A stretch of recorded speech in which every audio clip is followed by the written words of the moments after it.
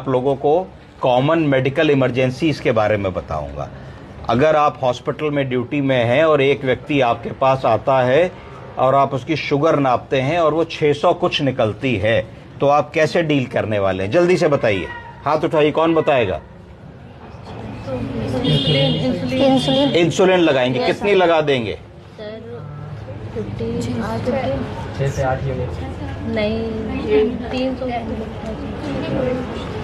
Sir 15। सबसे पहले अगर हम इमरजेंसी देख रहे हैं और हमारे पास मरीज आता है जिसकी शुगर अगर ज़्यादा है, तो हम समझेंगे कि उसको हाइपरग्लाइसीमिया हो रहा है और हिस्ट्री लेके जानने की कोशिश करेंगे कि मरीज को डायबिटीज़ है कि नहीं है, तो कितने सालों से है, वो क्या दवा खाते थे, गोली खाते थे कि इंसुलिन पे थे, आज उन्होंने अपनी गोली खाई है कि नहीं, आज उन्होंने अपनी इंसुलिन लगाई है कि नहीं। इतनी हिस्ट्री हम लोग 10, 20, 30 सेकंड में ज़रूर पूछ लेंगे।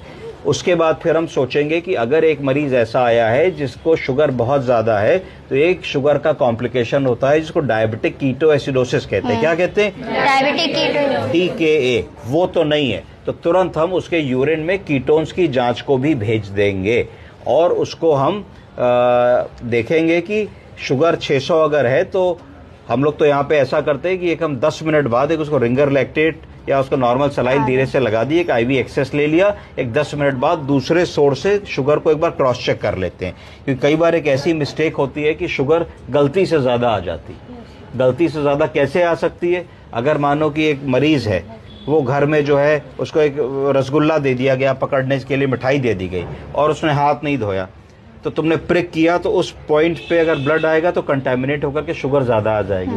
तो एक सेकेंड हाफ से भी 2 मिनट बाद शुगर चेक कर लो। अगर दोनों रीडिंग्स तुम्हारी कोइंसाइड कर रही हैं, तो फिर तुम हाइपरग्लाइसीमिया के लक्षण पूछोगे। भाई हाइपरग्लाइसीमिया के लक्षण क्या है? प्यास बहुत लग रही है, वजन कम हो रहा है, पेशाब बार बार जा रहे हैं, ये सारे सिम्टम्स अगर वो बताते हैं कि हाँ हम ये कर रहे हैं, तो फिर इसका मतलब तुम्हें कन्फर्मेशन हो जाएगी कि भाई ऐसी प्रॉब्लम है। तब इसको मैनेज करने के तुम्हारे पास 2 तरीके होंगे। एक होगा कि तुम शॉर्ट एक्टिंग इंसुलिन से मैनेज करो, और दूसरा होगा कि लॉन्ग एक्टिंग यूनिट से मैनेज करो, और तीसरा होगा कि प्रीमिक्स इंसुलिन से मैनेज करो जिसमें लॉन्ग और शॉर्ट मिला दो। बेस्ट होगा ऐसी सिचुएशन में कि तुम शॉर्ट एक्टिंग इंसुलिन पकड़ो। अब शॉर्ट एक्टिंग इंसुलिन जो है वो कैसे लगाओगे? किसी भी इंसुलिन को लगाने के 3 रूट बने। कौन कौन से? सबसे पहला इंट्रामस्कुलर, दूसरा इंट्रावेनस, तीसरा सबक्यूटेनियस।